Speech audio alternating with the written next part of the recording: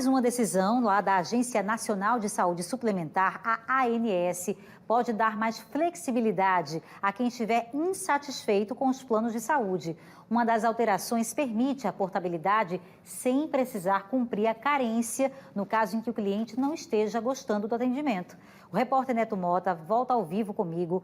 Neto, já existem regras para serem cumpridas com essa mudança? Eu queria que você explicasse direitinho para quem está tentando entender essas alterações aí que a ANS agora está determinando. Já sim, viu, Beatriz? Algumas regras, claro, devem ser cumpridas, mas primeiro a gente volta para falar que as alterações foram aprovadas pela Agência Nacional de Saúde, mas que a resolução ainda é aguardada e deve ser publicada no Diário Oficial da União, para só depois a gente saber a partir de quando vai começar a valer. Mesmo assim, a gente está aqui com o Juliano Pessoa, advogado, para saber o que mudou ou o que vai mudar a partir do momento da publicação. Doutor, boa noite. Boa noite, Neto. Boa noite, Beatriz, a quem nos assiste. Veja só, primeiro essa mudança que a Beatriz falou na abertura de forma muito assertiva, que é a questão de flexibilizar a portabilidade para aquele beneficiário, aquele usuário insatisfeito.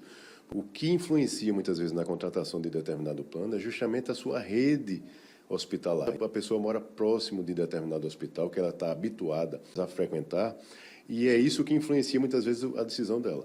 E às vezes acontece 6 meses após essa contratação, essa rede hospitalar não fazer parte mais daquela operadora. Então, nesses casos, a partir dessa mudança, quando passa a vigorar, o consumidor insatisfeito com essa alteração poderá fazer uma portabilidade para um outro plano sem cumprir as carências que são exigidas. Além disso, isso passará a vigorar daqui a um período. Ou seja, ainda será publicada a resolução normativa, como você bem destacou, no Diário Oficial da União, e somente 180 dias após essa publicação é que essas regras passarão a vigorar na prática. Tem mais alguma mudança de grande impacto que pode estar vindo aí também, doutor? Olha só, uma outra mudança bem interessante e importante, eu diria, é a questão da obrigatoriedade de comunicação dos beneficiários individualmente. Hoje, o que acontece é o que nós estávamos falando. Então, você só sabe que aquela rede não faz parte mais da operadora quando você vai buscar o serviço. Agora, não mais. Essa nova regra que foi aprovada determina que a operadora deverá comunicar individualmente todos os beneficiários que fazem parte da sua rede.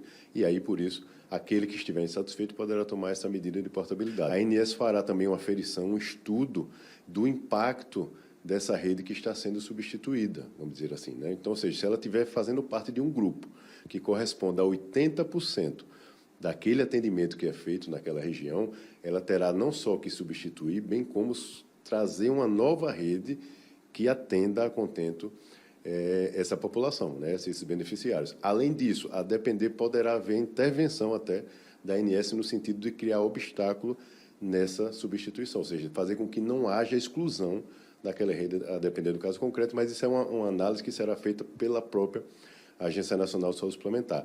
O que é interessante de tudo isso é que traz um rigor maior, uma maior transparência, especialmente para os beneficiários, para o consumidor lá na ponta, e também algumas obrigações para as operadoras, para que elas não fiquem migrando a sua rede o tempo todo e impactando naturalmente o serviço lá na ponta. Doutor, e hoje essa portabilidade acontece de maneira tranquila ou tem muita judicialização por conta dos problemas? Não, veja só, a portabilidade ela acontece normalmente, não precisa, inclusive, Neto, nem de intermediário. O beneficiário que pretende muitas vezes migrar para um outro plano, ele faz isso diretamente em contato com a Agência Nacional de Saúde Suplementar. Não precisa recorrer àquelas corretoras, por exemplo. No próprio site da agência, qualquer beneficiário pode entrar lá, colocar suas informações, né, correspondentes ao seu plano, e a própria Agência Nacional de Saúde Suplementar traz uma listagem de planos compatíveis com o seu para que você possa fazer essa portabilidade. Como é que funciona a regra?